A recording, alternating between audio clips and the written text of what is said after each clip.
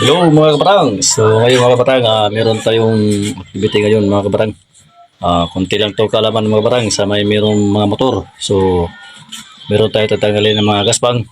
So turo ko kayo mga kabatang kung paano magtanggal ng mga gaspang. So meron akong kunting kalaman at sana panoorin nito ng video to at para ano ninyo, makatulong lang ako kahit kunti lang. Bali ito siya guys, to. Tanggalin natin to siya guys. So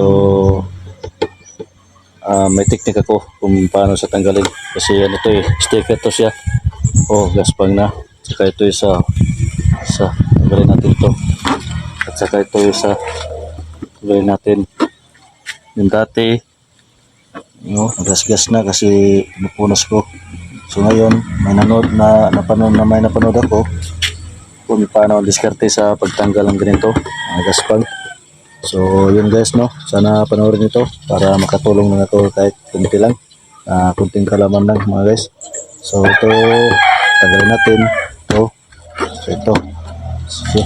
So ito nag-init ako guys. So tapos ang init na siya.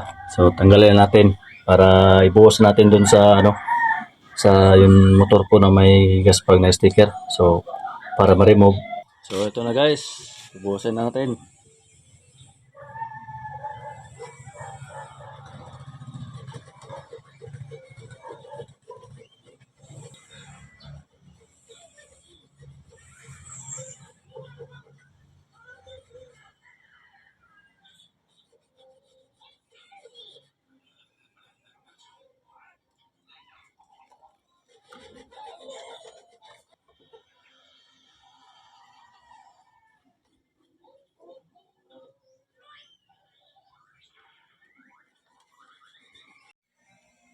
So yun no, tanggal na.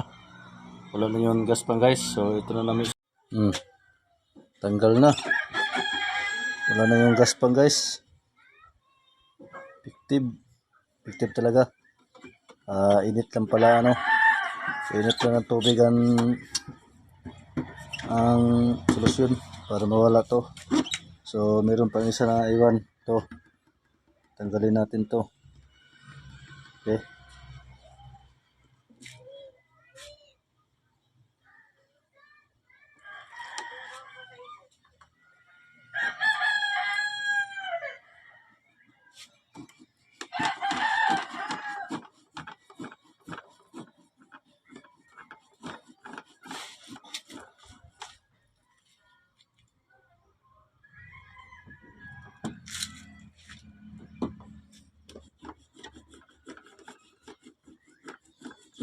Wala na. Linis na. Init na tubig lang. Katapat. Wala na.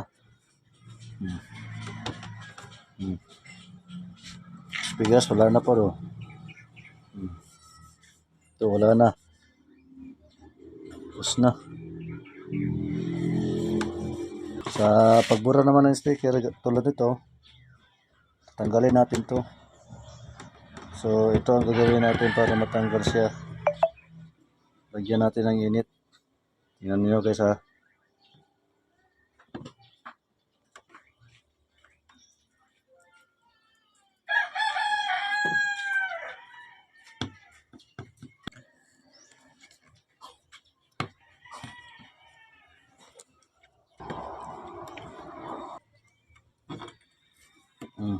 Wala na.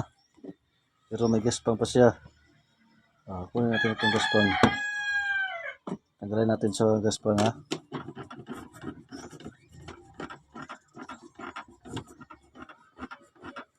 Dapat siguraduhin mo na mainit yung tubig. Dapat mainit para effective sa pagtanggal. Wala na. So yun guys, no, effective talaga yung init. Dapat mag-init yun ng tubig para matanggal yung gaspang. Wala na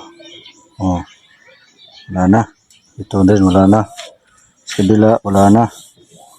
Makinis na lahat dahil Tinuturuan ko na kayo ng paano magtanggal ng gaspang. So, yun. I-apply nyo guys.